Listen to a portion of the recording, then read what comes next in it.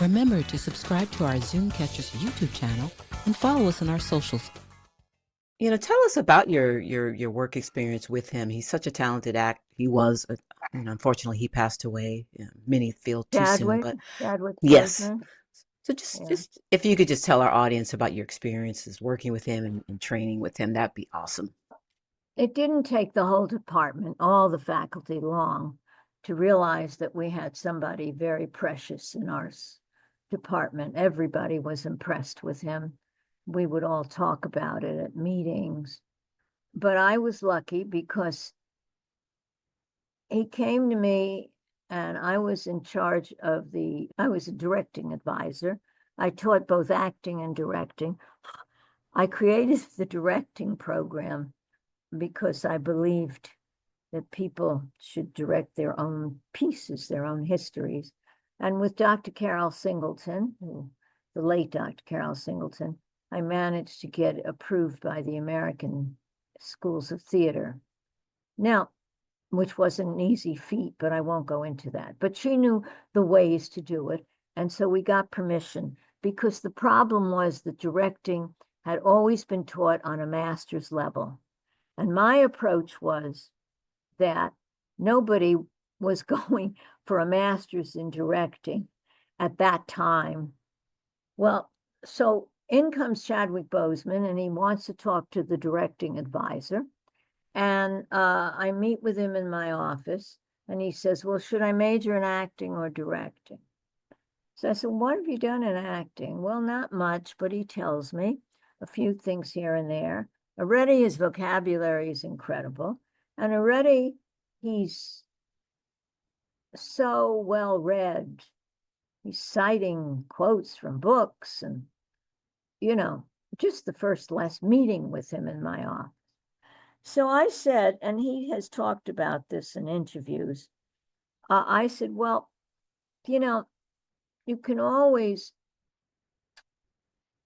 study acting while you're taking directing, because you have to take classes in acting to be a director. But if you study directing, you'll always have work and you'll always understand the structure of a piece. Thank you so much for joining us today for another episode of Conversations on Aging. We're never too young to talk about aging, and I'm so, so pleased to have with us a legend in the theater community, and that is Professor Vera Katz. Professor Katz, how are you doing today? Fine.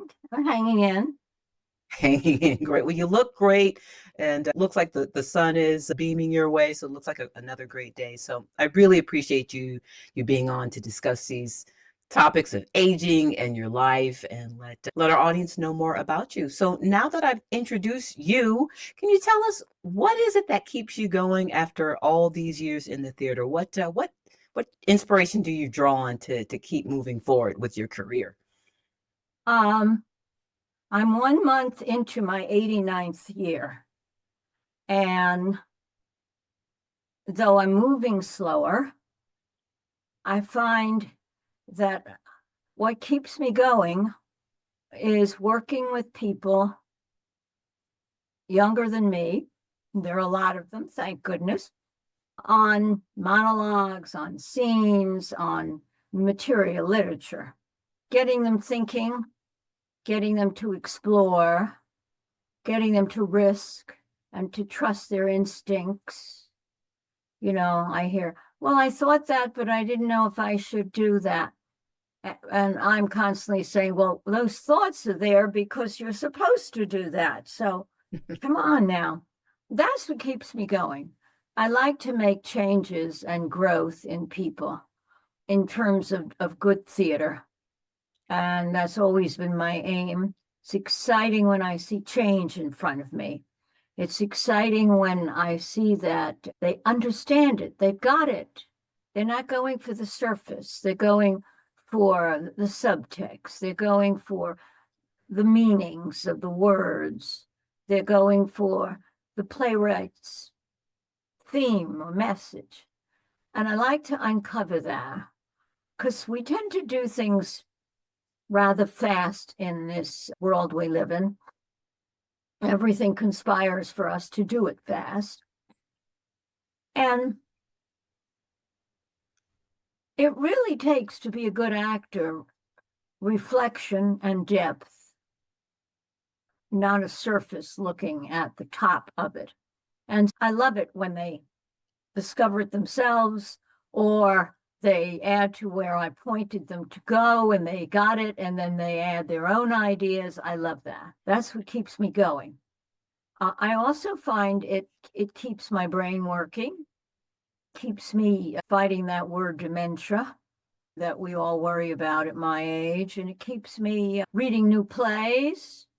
I've just discovered through our class together a couple of weeks ago, Brandon Jacob Jenkins, and I've just read another play by him, and I'm going to see a play of his in New York, directed by my former student, Felicia Rashad. It's called Purpose. And so new playwrights, that's very exciting to me. And he's a very interesting playwright. He deals with a class of Black Americans that hasn't really been dealt with in theater. He's dealing with a middle to upper middle class group of people who are educated, etc. And it's about time that we saw those people on stage. We see them in life, and we got to know who they are inside and why they're the way they are. So I find it interesting, very exciting, And one of my students came in with a play she wanted to do a monologue from, and it's another one of his plays, Comeuppance. So it's very exciting, and I feel invigorated by it. So that's that. Working with people, working with new playwrights, working with old plays that I didn't know about, all of that keeps me going. Awesome.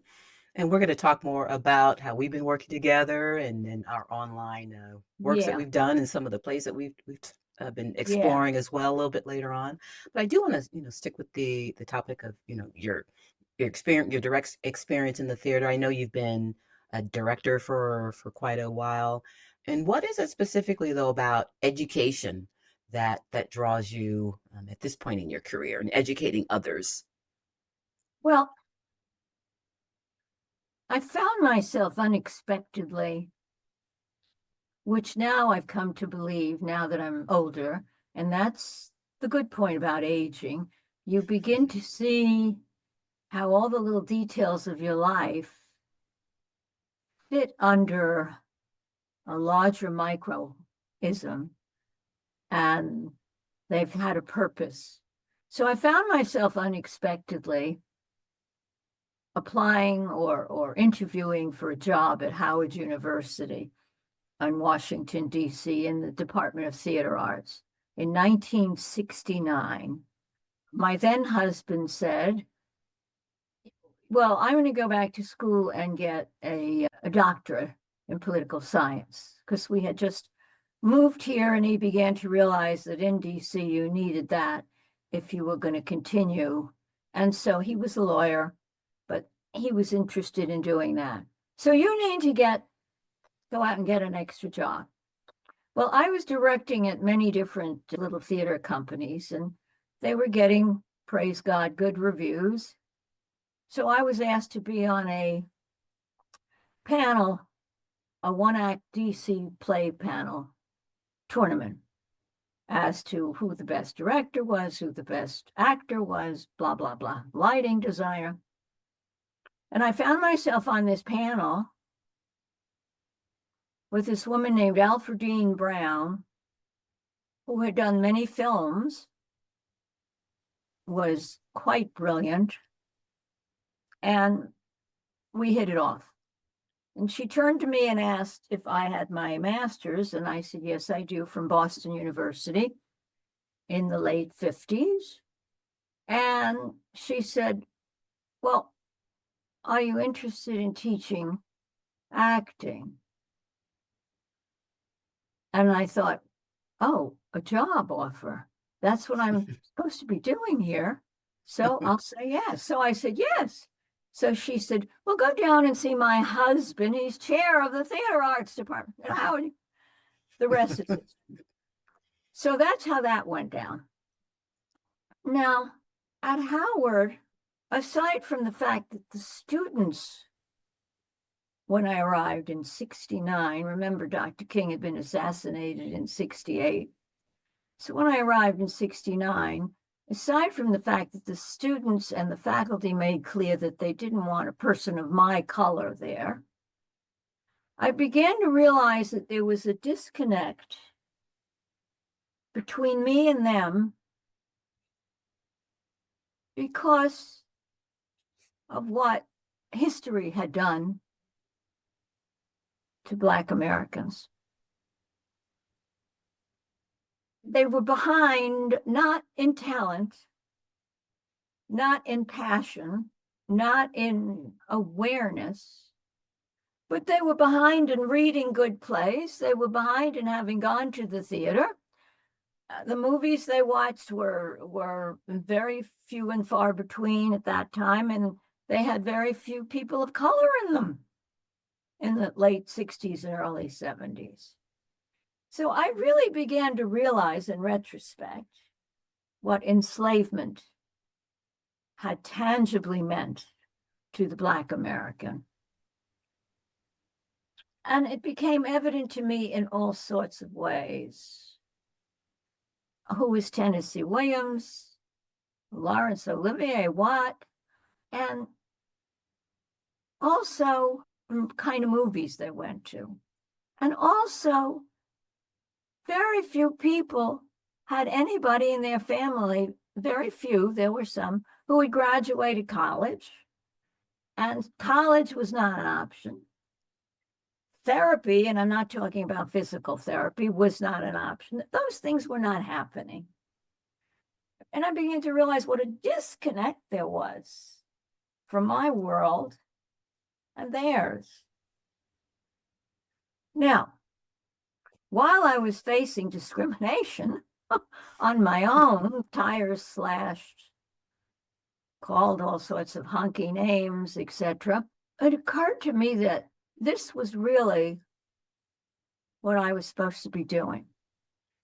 In other words, I had had a privileged life, and I had been raised an only child, an only adopted child, by my mother and father, who were always saying, give back, give back, give back. Now, I think they meant to the Jewish community, but one of the tenets of Judaism was repair the world. Tikkun, repair the world. Tikkun, which we shout on Yom Kippur. So I was putting all this together slowly and trying to dodge the general bullets that were coming at me, like a faculty member saying to me, you must go to the beauty parlor every day. And I said, why do you say that? I didn't even know her. She said, well, you just look that way. I didn't know what that meant. And later on, I would put together slowly, it had something to do with my hair, it had something to do that I didn't have to straighten it. But, that was my learning curve, okay? But that's what I was getting sent at the same time that I was figuring out that these kids needed me and I needed them because they had passion, they had smarts, they had street wisdom, they had ability to work physically, which was not true of the training I had received. And it was not true of all the generally, this is a generalization, of most of the white actors I had worked with. You had to coach them into movement. Here, you didn't even coach anybody into movement. They got up and they moved at the same time they were talking. So it was terrific. I was enjoying it. I was learning a lot. I was expanding a lot. And I was saying to myself, this is what I should be doing. This is what I need to be doing. This has something to do with repairing the world in a little way, in a teeny way. So that kept me there. And that answers your question. That kept me there Hmm. for 32 years. 32.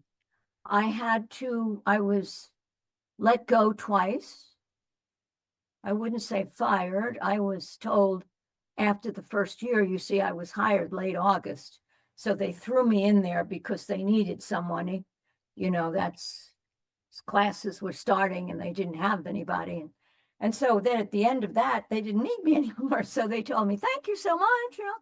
Oh, yes, you got very good reports from the students. We've read your questionnaires and they all think you make things very clear and you've worked with them intimately. And oh, yes, but we don't need you anymore. And I said, oh, no, I'm not going, not going.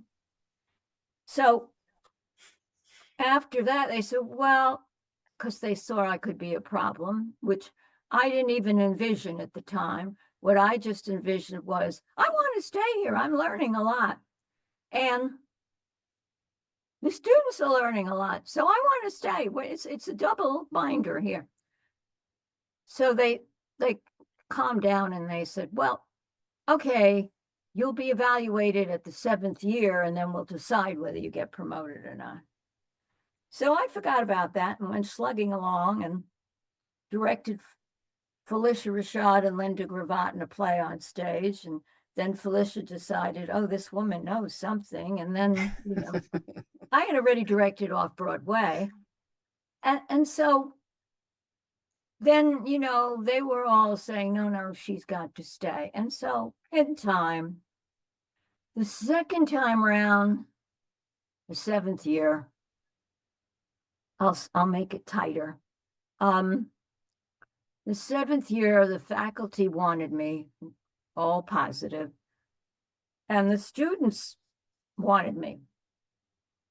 But the chairman wrote that I had left the window open in August on the 1st floor.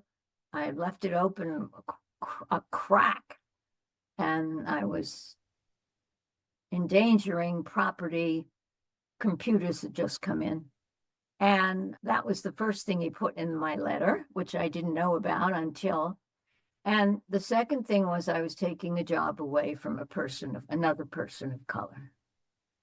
Now, the truth of the matter was that at that time, there weren't too many Black people who had masters in acting and directing and theater. Because if you were going to go for a master's and pay that kind of money, which nobody had, you weren't going to study theater. You're going to study computers, which was coming in and, which is what everybody did. So that was ridiculous. But anyway, I got that case. And after that, I was in lockstep and I was a tenured professor. And then I was not a nervous wreck about all these. And I knew what these comments were at that time. And, I worked it out. And people stopped it because they saw what I could give. And I made wonderful friends on the faculty and of the students. And I think of them all fondly, and they keep up with me, and I keep up with them. And I'm so proud of what they've accomplished. So, so proud. Because what my aim became once I didn't have to worry about whether people were going to listen to me or not, was I wanted them to tell their stories, Kimberly, their way, and be on screen, whether that meant TV or film or stage, and present who they were, who people of color are from their own perspective, not with a white director, not with a white playwright, not in the small role as of somebody's mammy, but I wanted that very strongly underneath because I was part of a group of people as a Jew who all changed their names to be on the screen. And nobody knew that Kirk Douglas or Anthony Curtis. Nobody knew who was Jewish. Well, why does it matter? Well, because then we weren't represented. We were giving you good actors, but who were we?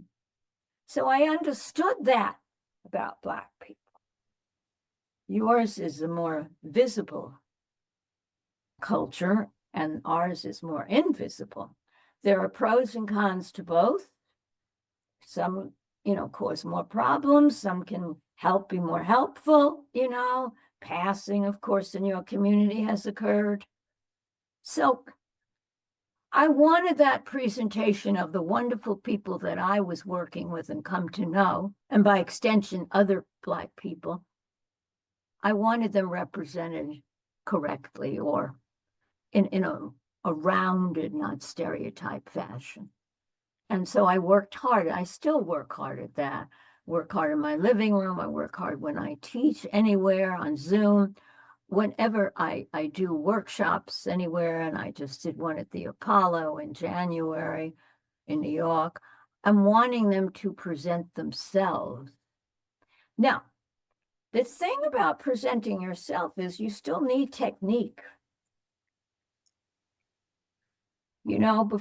Before you can paint that purple, red, pink barn that Edward Hopper would do or some other painter, you have to be able to realistically draw the barn and know the composition and the light and what colors do what on canvas and how to work with if it's watercolor or the technique of working with oils.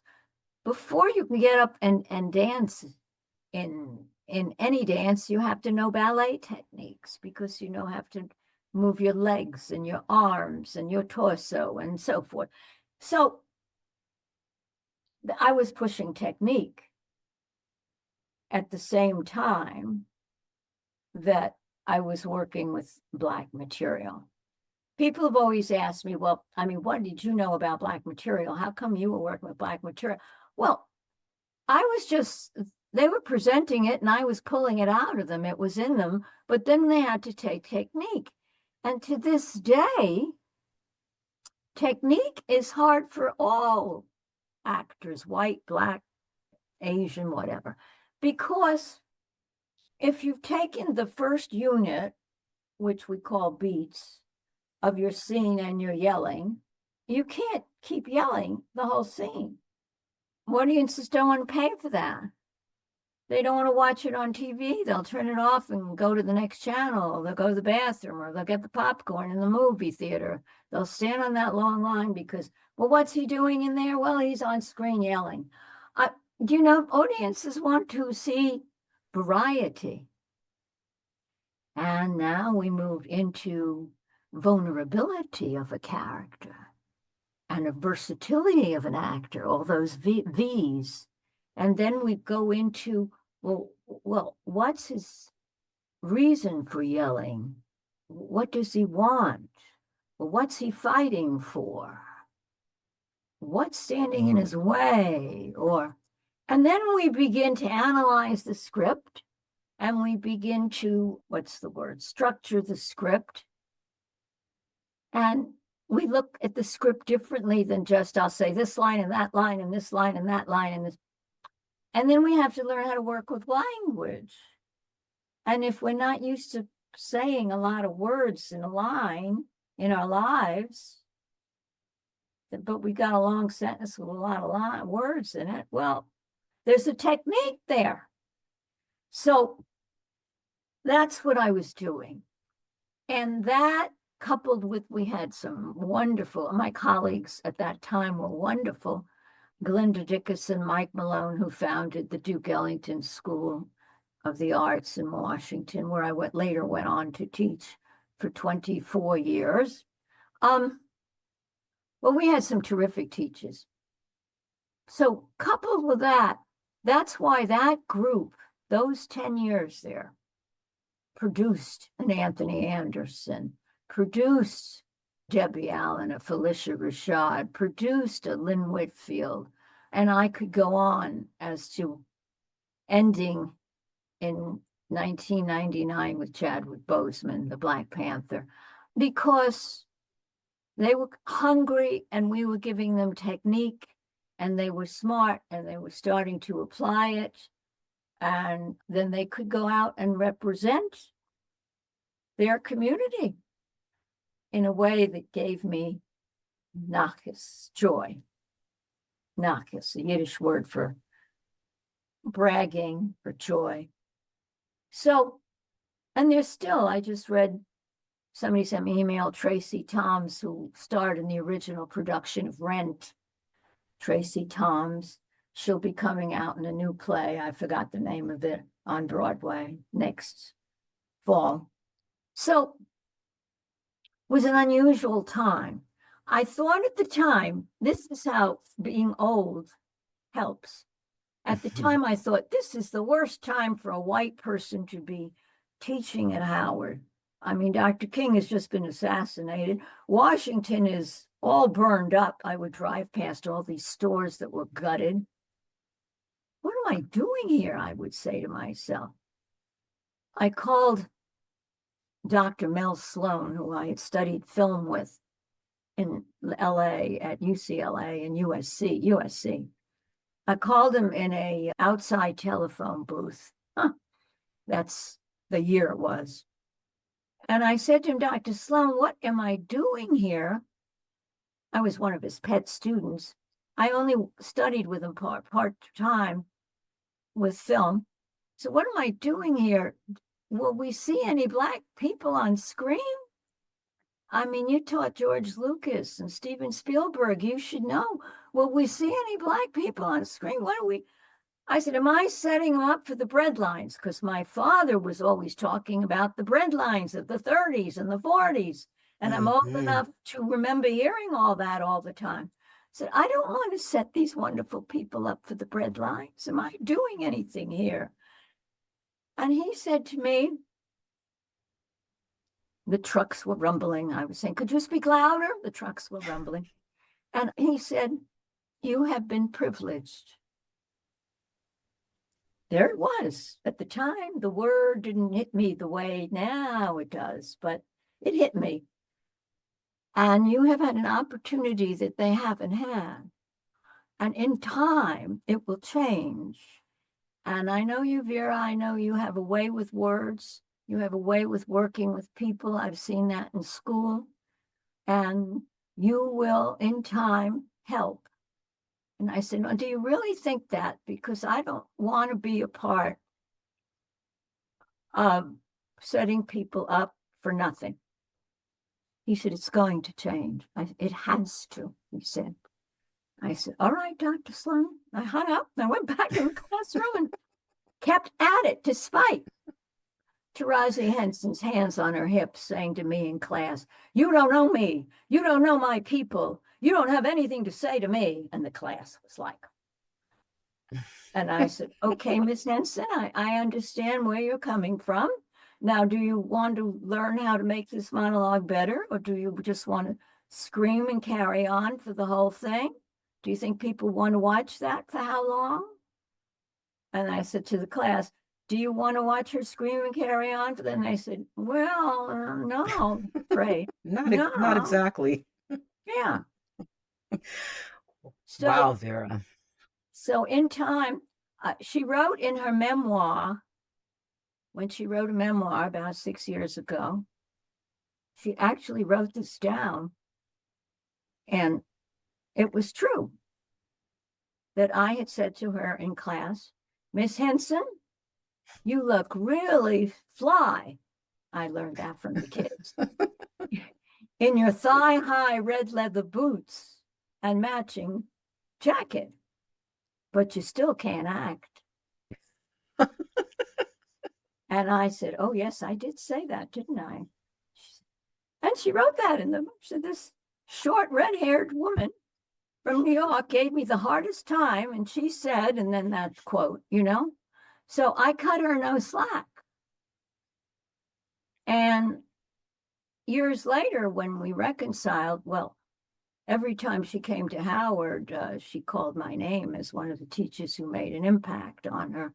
And she said in the book, page 87, that she likes to think that her success in her career was due to three people, and I'm one of the three, and she mentions one, despite the fact that we had this little thing going on, you know. Well, I felt if I could get to her, because she came from an area in DC that was difficult, and she had been through a difficult situation. Father, I think, was murdered, either her father or her boyfriend, I can't remember which. And she was angry, daring and talented, but angry all the time, you know. And then she came to Howard, the capstone of Black education. And there she was for her acting car major. She had Vera Katz. I mean, this was not good. I understood that. How did I end up here? Yes, I understood it. I mean, I could feel it. I think because I'm a minority, or I don't like that word, but because I'm of a diverse group of people that have been discriminated against, I could feel it. I could understand how she felt. So we got there, but she was the toughest of them all to open up. But we got, and she's still tough out there, you know. I can say now that the beauty of being old, I can say, well, it wasn't just me. She's still tough. She's tough with Oprah. So what did I expect? Right? Right. I mean, if you could be tough for Oprah, for God's sakes, you know, Vera Katz is nothing compared. You see my point? So, Of but I had to course. be old enough to learn that. You know, I had to go through the decades and check it out and hold it up and understand it. That's the beauty of aging. You can put everything, not everything, but most of your life in perspective, you know. And I guess what I've come to is there's some sort of plan for your life. And you can either follow it or do your own plan, but you've got to have a plan. And I think that through it all, God was telling me the reason nobody, for example, the second time, 1976, when I had to take a year off from the school to fight a case, second case, not one of the faculty, my faculty, or the faculty I had worked with in the College of Fine Arts, I had interfaced with set designers from the art department. I had interfaced with the music department. I'd gone up and done acting workshops for the choir, you know, in other words, feel the words rather than just stand there and sing them, you know, that kind of thing. And so I gotten to know a lot of people by then. And I was one of maybe three of my color in the building. So they got to know me. But I was so hurt because nobody contacted me the whole year that I couldn't work because I was involved. No faculty member contacted. And at some point, I said, let it go. There must be a reason. Just let it go. And then I forgot about it. And the day I came back, the secretary, who had been a friend and been there forever, said, oh, I'm so glad you're back. And I said, oh, thank you, Miss Janet. And she said, well, you can clean out your box now. Your cubby is exploding. And I said, well, what do you mean? She said, wait a minute, I have a bag. She came out with a big bag. I have things for you. Well, what's this? She said, well, they're from the whole faculty. And I went home and I read these letters. And it was, I'm so sorry this is happening to you, but my daughter is on remission of tuition in the science building, science department, and I can't afford to do anything that might endanger that. Well, she couldn't come here. She couldn't go to college at all. Another one. I made a woman in charge of ceramics.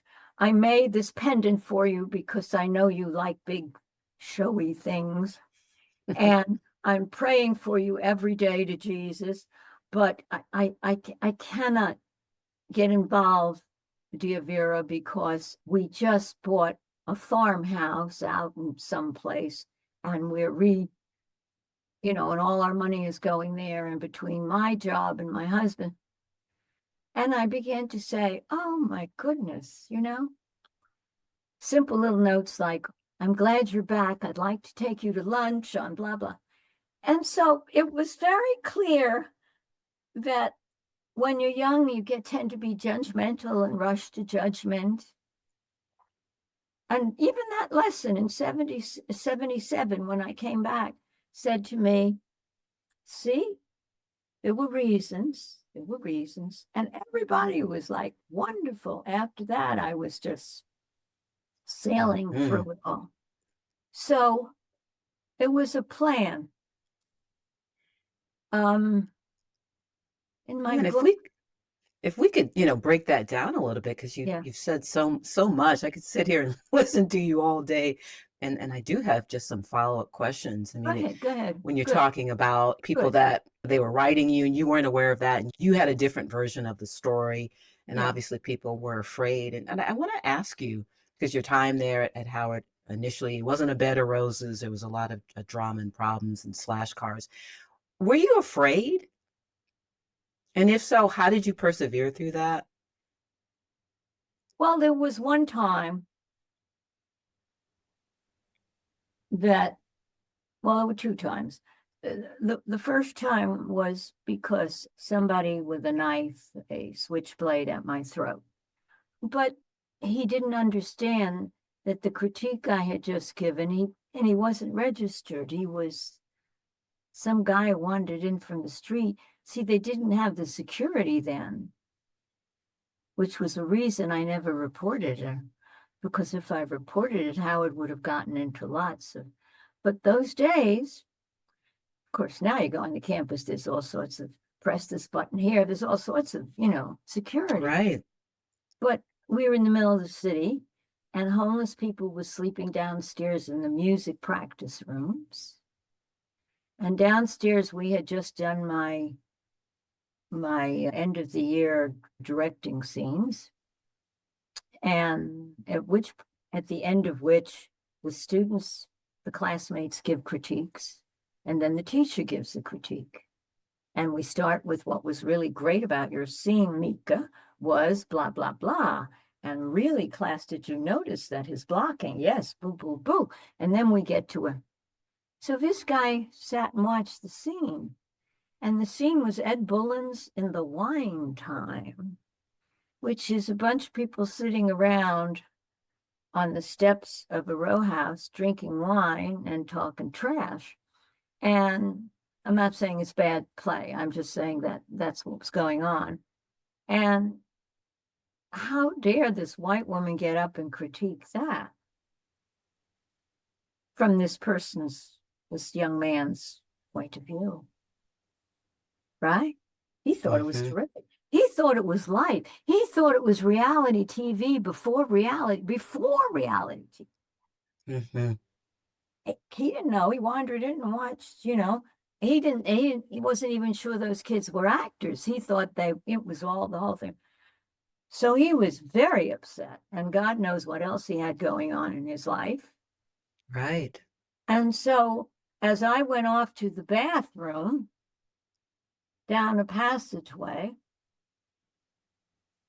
I felt a blade. Wow.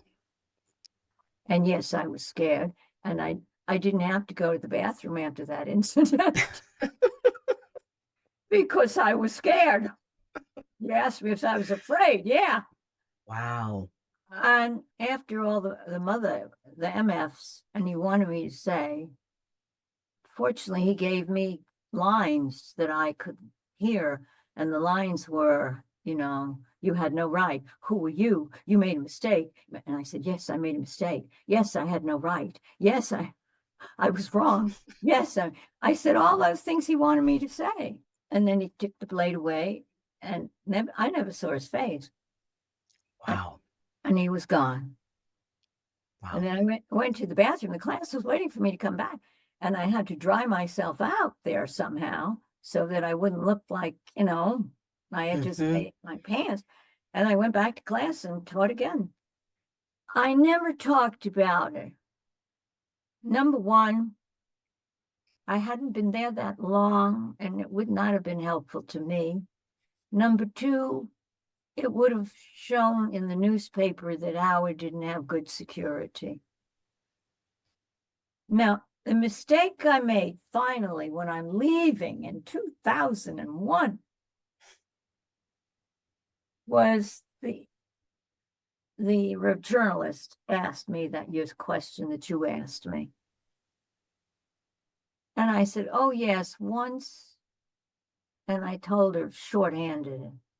Do you know she led the story about me retiring? She led the story in the Washington Post about me retiring with that incident. So I learned, if it bleeds, it Hmm. leads. And if it makes people look bad, whatever the group of people, they'll lead with that. I was so upset. My colleagues called me, and they were, because it looked, I betrayed them. It looked like, Hmm. so that was a wrong move I made. I learned about how to talk to the press. Let me ask you this, because I know when you made that decision, not to reveal that incident, there was a lot to think about, the reputation of the school. And if that were to happen to you today, would you take the same course of action, or would you do something different? Let's say you were the same age this time period. Would you take that same course of action, or would you think through Well, it and do depends on my something else? reputation. My reputation now is I've put in all these years. People know who I am, and um, I probably would speak up. I don't know. Hmm. Our It's tough, huh? chairman, our chairman, one of our chairmans, the one who wrote that bad thing about me, no less.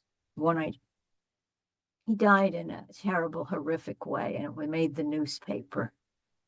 Uh, he was involved with a woman, and the husband who she was estranged from, well, she thought she was estranged from him, but obviously he didn't. Uh, he he followed them, and long story short, he killed Hmm. her. Wow. The chairman ended up in the trash bin trying to hide. And so, why Wow. am I telling you this terrible story? He'd been a chairman for a long time. The boys loved him. The young, I say boys, I don't mean disparagingly. I mean the younger students, the male students. That's what I should have said. The male The males. students love them. Yes.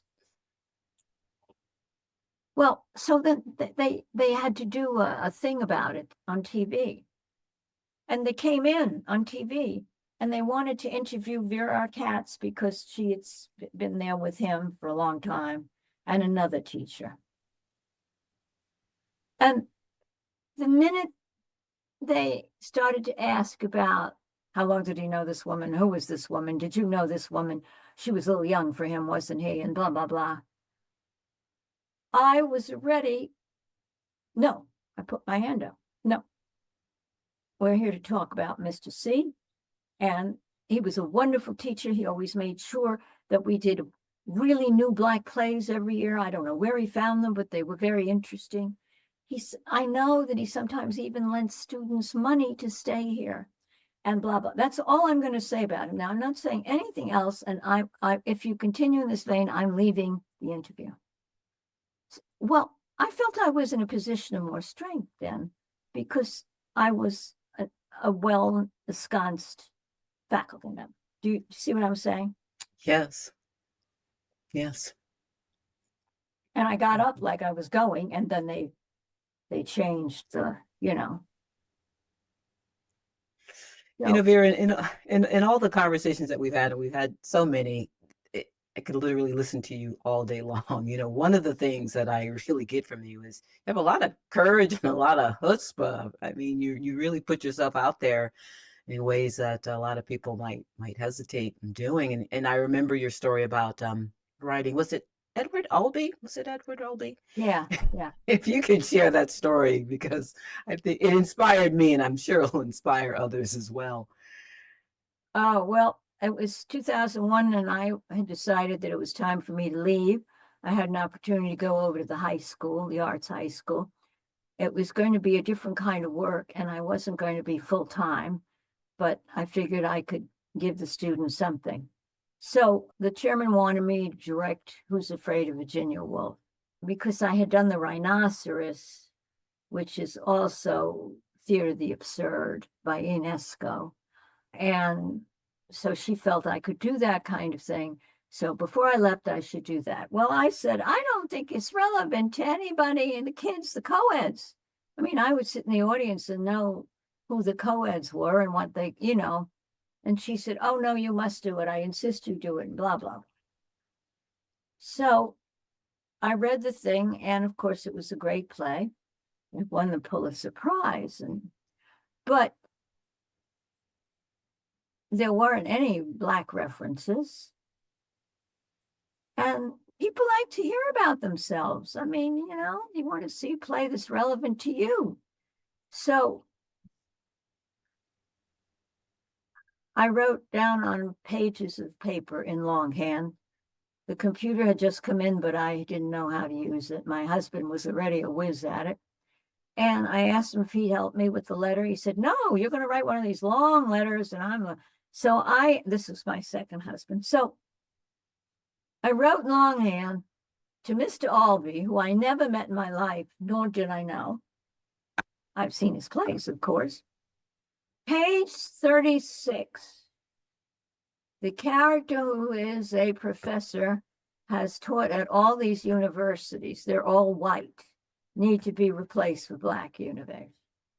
Page 24, and I went on. Now, did I know his address? No, I just opened up, and this should tell anybody that people are reachable if they think it's of interest to them, and if it can be of help to them. On the, after the first page, you always say any inquiries can be given to Mr. Albee's agent. So that's what I did. I sent it. My husband said, you will never hear from him. Never, ever. Never hear a peep. So there I am in the closet looking for the mate to my red leather boot, trying to be like a Taraji type, And the phone rings and I run and get it, and I hear Professor Katz. He had a slightly British accent, which I thought was sort of phony. Edward Albee here, he said. I said, oh, yeah. Right. Yeah. Sure, pal. Now you better be at rehearsal on time, because I was trying to get dressed to go to rehearsal. And then there was a silence. I said, okay, who are you? There was again a silence, and then it was Edward Albee here. And something said, uh-oh, wait a minute. Either this kid is a very good imitation or what? Oh, it really is him. Right? Mr. Albee? Said, yes, that's what I've been saying. He was ready. Oh, my God. So he said, all right, now get your script. Do you have your script handy? I said, oh, yes. He said, now you say on page 36. Well, what are the other Black universities? Wow. 2001. Wow. I said, well, we could start with Tuskegee, or we could do Morehouse. So, okay, he's writing it all down. And I'm thinking, he's writing this down. He's what? And then he's listening to me. Yeah. And then he says, okay, now the blonde, blue-eyed child. Now, yes, we do have to change that, don't we? Well, I've been thinking the dusky child. Do you think the dusky would work? I said, oh, I think that's wonderful, Mr. Albee. And so, well, we did all of them. There were more. At the end of which time he says, I wonder, and he's like hesitant. I think, really? And he says, I wonder if it would be all right if I came and visited the students and told them about the play. Oh my God. Did you nearly pass out? So then we went through a roundabout because he was going to jog over from the Kennedy Center where he was getting an award. And he had looked at a map and he knew that the Kennedy Center was located not too far from Howard University. And he loved to jog. So he would jog. And we went around about that because I, in my lack of wisdom, was trying to tell him, no, you can't do that. We'll send a car. Oh, because I was thinking, oh, the president of the university will send a car. And we'll... No, he was going to jog. And then something said to me, Vera, you better shut up or you're going to lose him. I said, all right, Mr. Albee, if you rethink it, let us know, but all right. Thinking, ye gads, he'll probably be dead if he jogs, but he'll figure it out. He arrives in I can't remember whether it was yellow or pink. I think it was yellow jogging suit, 2 hearing aids. So he didn't look like the playwright I thought. And at the front door, I am pacing in my best outfit. And I didn't look like what he thought because he didn't want my color. He said, Professor Katz. I said, oh, yes. And I got it. And then I dragged him, this poor old man, because I said, oh, God, he's got 2 hearing aids. Wait till the kids see this. And I'm thinking, and I pulled him down the hall and shoved him into where all the Howard University students were. And he walked in and they all applauded, praise God. And he was so happy. And I began to realize as the whole afternoon went on, that if people want to get something, they'll answer the letter. He wanted to come to a Black university. He wanted to say he had done that, and he wanted to have his play done there, and he wanted to meet Black young students because he knew that was the future. He was a good playwright. He understood that. And the chairman had somebody drag up the King Henry VIII chair and dust it off so that he could sit on it. And the silver pitcher, which was a prop in the play, I remember thinking, does that thing actually hold water? Because it was a prop in the play. She had it polished up. She was like a little mother running around. I never saw her that way. Oh, Mr. Albee. Oh, my goodness. I hope you don't mind. I've only invited one person, the Washington Post. And he blanched. And he looked at me and I thought, oh, God, this isn't going well. He's going to leave. And she said, oh, well, we are just so proud to have you here. And he looked at her and I smiled at him because he didn't like the press, and he didn't want it. Well, then he said, Professor Katz, then I became his conspirator. He said, I'd like the students to stand up in a semicircle. So I thought he was going to give him an acting exercise. I mean, what are we doing? Yes. I said, oh, of course.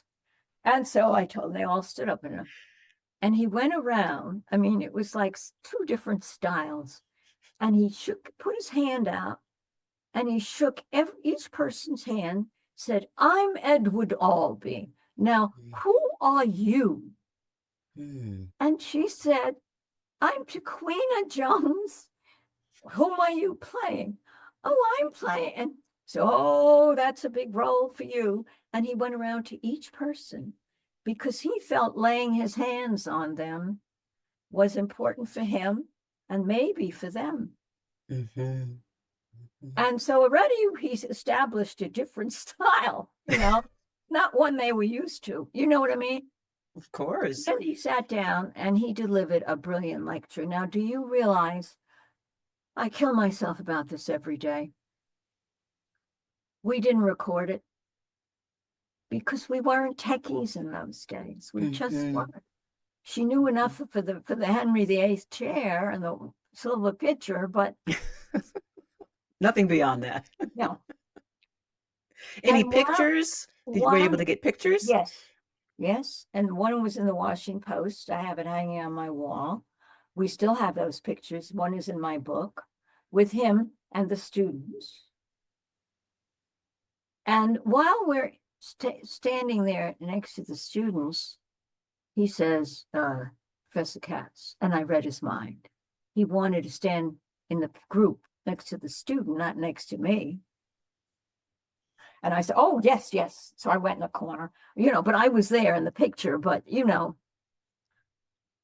at the end of the lecture, which was brilliant, and here's the interesting thing.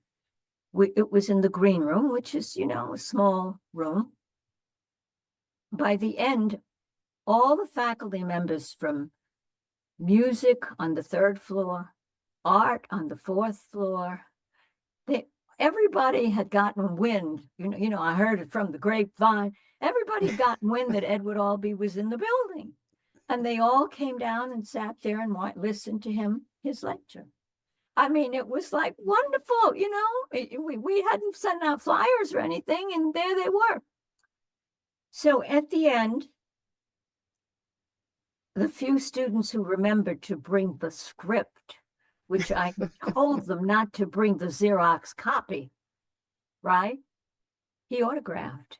I hope they realize this day what it's worth, But he autographed, he just said Edward Albee, So then he comes over and he whispers to me, Professor Katz, now what are you doing now?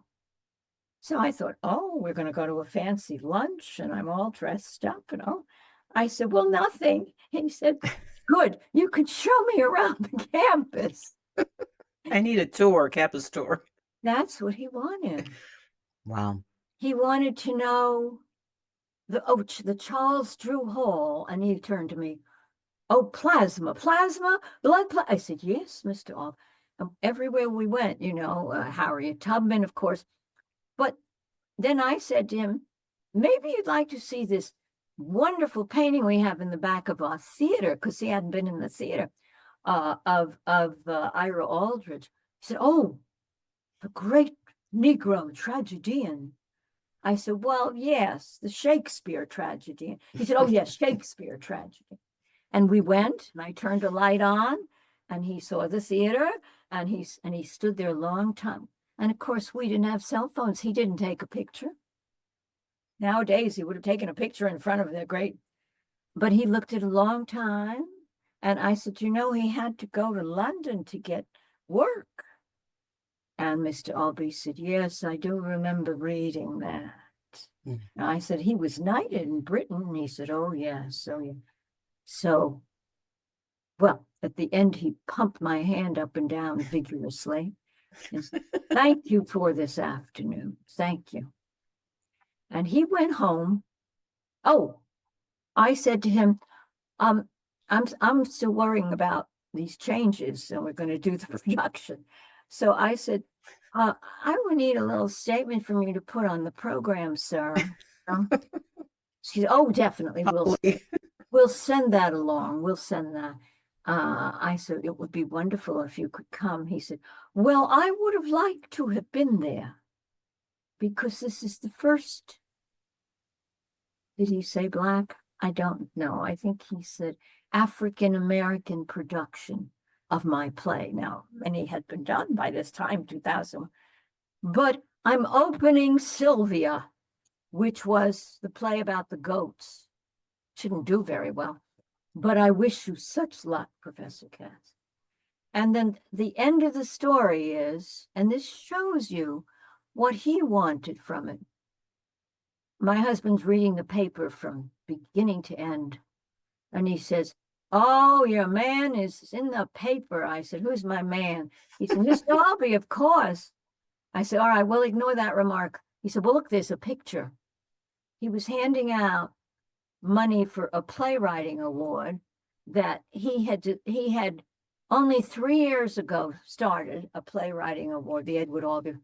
And the picture was him handing a check of $1,000 to a Black young man. And I just Amazing.